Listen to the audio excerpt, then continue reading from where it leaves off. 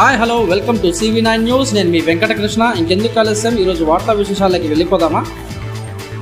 ధ్వజారోహణంతో ఆదివారం ఒంటిమిట్ట బ్రహ్మోత్సవాలు ప్రారంభమయ్యాయి. కడప జిల్లా రాజంపేట నియోజకవర్గం ఒంటిమిట్ట మండలంలోని శ్రీ కోదండరామస్వామి బ్రహ్మోత్సవాలు ఆదివారం ఉదయం 9:30 నుండి 10-15 గంటల మధ్య ధ్వజారోహణంతో వైభవంగా మొదలయ్యాయి. ఈ కార్యక్రమానికి రాజంపేట ఎమ్మెల్యే ఆకేపాటి అమర్నాథ్ రెడ్డి ముఖ్య అతిథిగా హాజరయ్యారు. పవిత్ర వృషభ లగ్నంలో సన్నిధిలోని ఉత్సవమూర్తులకు శాస్త్రోక్తంగా ధార్మిక ఆగమన పాంచరాత్ర శాస్త్రం ప్రకారం దివ్య గరుడ పతాకాన్ని ఎగురవేశారు.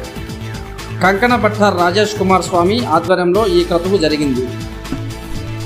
సంప్రదాయ ధ్వజారోహణ కార్యక్రమంలో గరుడ ప్రతిష్ఠ, ప్రాణ ప్రతిష్ఠ, నేత్రోన్మీలనం, నవకలశ, పంచామృతాభిషేకం, రాగతాల నివేదన, నవగ్రహ అష్టదిక్పాలన, ఆహ్వానం మరెన్నో ఉన్నాయి.